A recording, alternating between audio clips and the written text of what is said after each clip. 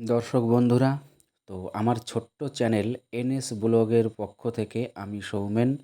তো আপনাদের আজকে যে ভিডিওটা দেখাবো, এটা আমি কয়েকটা দিন আগে আমি অমরনাথের উদ্দেশ্যে আমি যাত্রা করেছিলাম। তার কিছু অংশ আপনাদের আমি দেখাবো, ছোট ছোট অংশ।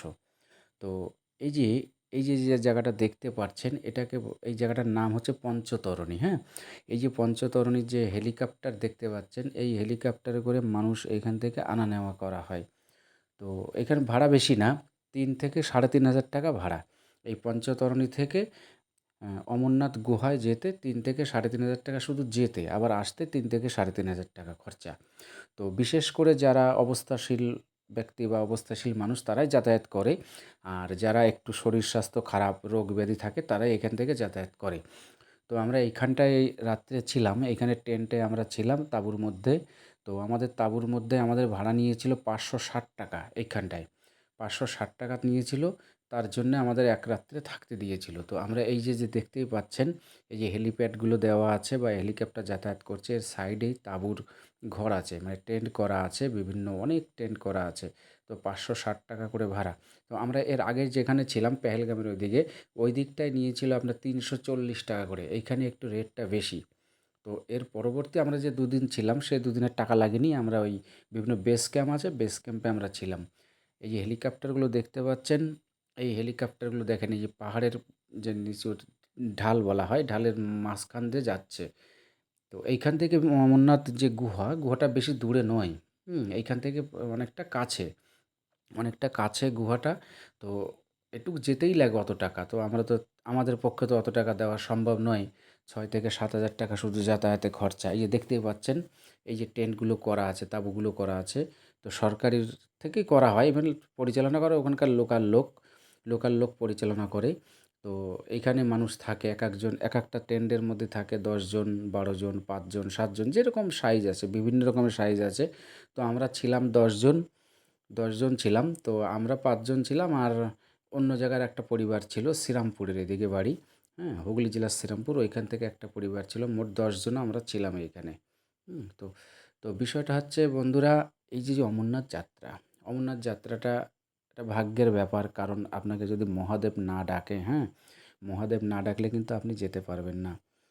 তো যেকোনো জায়গায় আপনি মায়াপুরেও যদি যান, মায়াপুরে যখন আপনাকে না ডাকবে, আপনি যখন ভগবান কৃষ্ণের যখন আশ্রয়ে না আসবেন, তখন কিন্তু আপনি যেতে পারবেন না। ঠিক বৃন্দাবনেও এরকম। ঠিক একই রকমভাবে আপনার অমরনাথ বলুন, কেদারনাথ বলুন, যেকোনো জায়গায় যেতে গেলে আপনাকে আগে তার ভক্ত হতে হবে, হ্যাঁ? ভক্ত না হলে তো আপনাকে ডাকবেন না, হ্যাঁ? তো এই যে দেখতে পাচ্ছেন ভদ্রলোকরা বসে আছেন। আমি ফাঁকা জায়গায় ভিডিওগুলো করেছিলাম।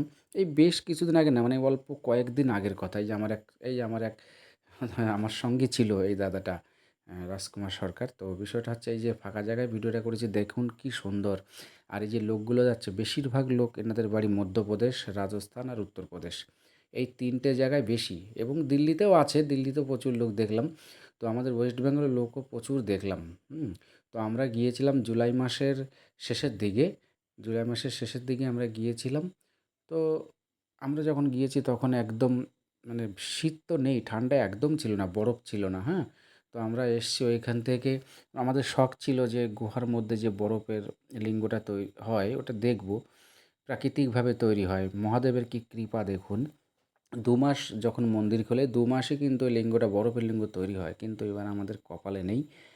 তো ওরা ওই লোকাল লোকই বলছিল এবার ৫০ বছরের মধ্যে প্রথম ফার্স্ট এত গরম পড়েছে, হ্যাঁ? তার জন্য লিঙ্গটা গলে গেছে, আমাদের দেখার সৌভাগ্য হয়নি। আমরা যাওয়ার কয়েকটা দিন আগে লিঙ্গ গলে গেছে। তো যাই হোক, দেখতে পাচ্ছেন এখানে মনোরম দৃশ্য, এই দেখুন। এই পাহাড়ের পাশ দিয়ে রাস্তা আছে, এই রাস্তা দিয়ে আমরা যাতায়াত করেছি। তো খাড়া রাস্তা। তো আপনাদের একটা জিনিস আমি বলে রাখি, আপনারা যদি পেহেলগাম হয়ে যান খুব ভালো হয়। দিন একটু বেশি লাগবে। আমরা পেহেলগাম হয়ে গিয়েছিলাম। ওইখান দিয়ে গেলে আপনার একটু হাঁটতে হবে বেশি, মানে ২-৩ দিন লাগবে, কিন্তু রাস্তাটা অতটা খাড়া নয়। আর আপনি যদি বানথাল হয়ে যান, বানথাল হয়ে খুব খাড়া রাস্তা, মানে উঠতে পারবেন না এরকম। আর রাস্তাও খুব খারাপ। তো দর্শক বন্ধুরা দেখতে পাচ্ছেন, এই যে পঞ্চতরণীতে, এই জায়গাটার নাম আমার অ্যাকচুয়ালি খেয়াল নেই, হ্যাঁ? অনেকগুলো তো ছিল, হ্যাঁ? বেস ক্যাম্প অনেক ছিল, কিন্তু এই জায়গাটার নাম আমার খেয়াল নেই। সরি, মাফ করবেন। তো দেখুন কত রকমের খাবার এরা পরিবেশন করছে। আর আপনাদের একটা বিষয় বলে রাখি, হ্যাঁ? এই যে খাবার যে পরিবেশনগুলো করছে, ফ্রিতে যে খাওয়াচ্ছে কোনো পয়সা ছাড়া, এই এটা কিন্তু ওখানকার লোকাল সংস্থা নয়। এগুলো সব বাইরের। মহারাষ্ট্রের, দিল্লি, বোম্বে এই সমস্ত জায়গা থেকে এসে এরা লোককে এই দান করে, খাওয়ায়, রাত্রে থাকতে দেয়, হ্যাঁ? তো দেখুন খাবারের মেনুগুলো দেখুন একটু। কত রকমের মেনু আছে। এখানে আপনি ফল, তারপরে বিভিন্ন রকম জিনিস পাবেন এখানে। একদম চাল থেকে ভাত থেকে শুরু করে, হ্যাঁ? রুটি, ভাত, রুটি তো কমন। তারপরে বিভিন্ন রকম ফল, পায়েস, মিষ্টান্ন, তারপরে বিভিন্ন রকম আইসক্রিম, কোল্ড ড্রিংকস, হ্যাঁ? তারপর ক্যাডবেরি সব আছে এখানে A to Z। আপনি কী খাবেন দেখুন একটু। ওই যে অনেক ফল আছে, সেই ফলগুলো আমরা নামও জানি না। আমাদের বাংলায় এগুলো পাওয়া যায় না। তো এখানে লোকাল ফলও পাওয়া যায়। আর এখানে দেখুন এই যে তরমুজ, আপেল, হ্যাঁ? আনারস সবই দিচ্ছে। এই যে দেখুন, এই যে কেটে রেখেছে পেঁপে, তরমুজ, আনারস, কলা, হুম? তো এদের একটা নীতি আমি খুব ভালো দেখলাম, সেটা হচ্ছে আপনার আপনি খাবেন কিন্তু কোনো খাবার নষ্ট করলে ওরা একটু ডিস্টার্ব করে বলতে বলে যে এগুলো নষ্ট করবেন না। তা ঠিকই তো, খাবার নষ্ট করা তো উচিত নয় না? খাবার একদম নষ্ট করা উচিত নয়। তো এটা ঠিকই বলে। তো আমরা এখানে খাওয়া-দাওয়া করেছিলাম। তো ওখানে ভাত আর রুটি খেয়েছি, আর হচ্ছে আপনার বিভিন্ন রকম সিমই, পায়েস এগুলো খেয়েছিলাম। আর ফল খেয়েছিলাম এখান থেকে প্রচুর, আমার মনে আছে। কারণ কটা দিন একটু ভাতের প্রবলেম হয়েছে। ওখানকার চালটা একটু অন্যরকম তো। ওই চালটা আমাদের খাওয়ার অভ্যাস নেই। তো কদিন একটু সমস্যা হয়েছিল। তো মহাদেবের কৃপায় ঠিকই আছে, অসুবিধে খুব একটা হয়নি। তো দেখুন কত রকমের খাবার, হ্যাঁ? এই যে দেখুন, যে যাচ্ছে ১০ বার ১২ বার, যতবার আপনি চাইবেন ততবার আপনাদের দেবে। আর এখানকার একটা লোকাল ফল আছে, একদম আপেলের মতো দেখতে। নামটা আমি সঠিক জানি না কী ফল। ওই ফলটা খেতে খুব সুস্বাদু, এবং ওটা খুব উপকারী ফল। আমি নামটা জানি না। তো এই যে দেখুন, এই যে রাখা আছে কত রকমের খাবার। এই সমস্ত খাবারের নামও আমি সঠিক জানি না, কী নাম আছে। তো বিশেষ করে দেখুন এই যে কেক, হুম? তারপরে বিভিন্ন রকম যে শুকনো খাবার, এগুলো এরা বিলি করছিল। এবং আপনাদের কি